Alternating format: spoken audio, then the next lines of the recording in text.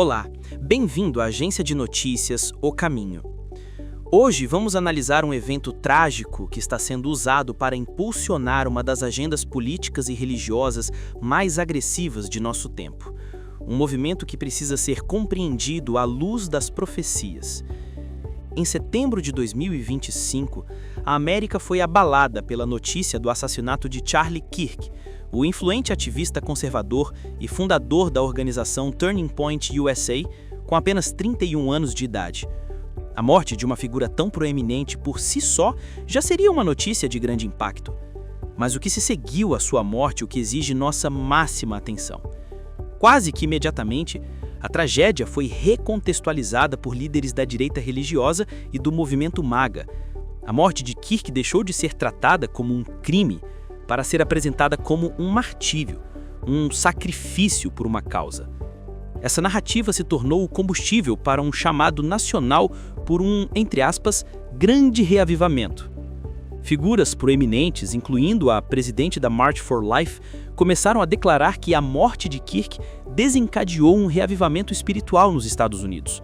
O objetivo, declarado abertamente, é usar a comoção nacional para impulsionar a agenda do nacionalismo cristão.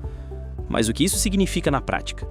O movimento defende que os Estados Unidos são fundamentalmente uma nação cristã e que devem ser governados de acordo com princípios bíblicos. Eles falam em conquistar as 7 montanhas da sociedade: a família, a religião, a educação, a mídia, o entretenimento, os negócios e, crucialmente, o governo. Juntamente com o chamado por reavivamento, uma outra palavra muito mais sombria ecoa nos discursos: retribuição. Há um clamor por vingança contra os adversários políticos responsabilizados por criarem um clima de ódio que teria levado à morte de Kirk. O objetivo final é claro: transformar a América em uma república cristã, onde a linha que separa a Igreja do Estado se torna cada vez mais invisível. Este movimento, que busca fundir o fervor religioso com o poder do Estado, pode parecer novo, mas foi previsto com incrível precisão há quase 2000 anos. No livro de Apocalipse, capítulo 13, o apóstolo João descreve uma segunda besta, um poder mundial que surge da terra e tem 2 chifres semelhantes aos de um cordeiro, mas que com o tempo passa a falar como o dragão.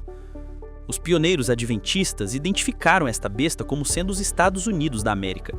Os chifres de cordeiro representam seus nobres princípios fundadores: o republicanismo, um governo sem rei, e o protestantismo, uma igreja sem papa, garantindo a liberdade de consciência. Mas a profecia adverte que este poder trairia seus próprios princípios. Falar como um dragão significa usar o poder do Estado para impor decretos religiosos, unindo a igreja e o governo para coagir a consciência das pessoas. É aqui que a advertência do espírito de profecia se torna vital. Nos é dito que, antes do verdadeiro derramamento do Espírito Santo nos últimos dias, o inimigo tentaria criar uma contrafaição, um falso reavivamento.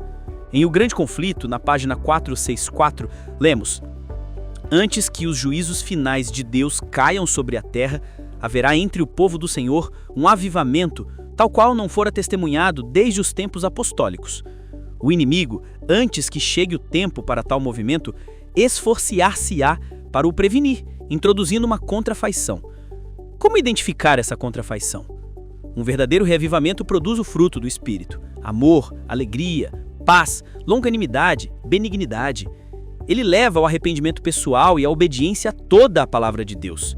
Em contraste, o movimento que vemos surgir clama por poder político e retribuição. Ele se baseia na emoção e na lealdade a uma causa terrena.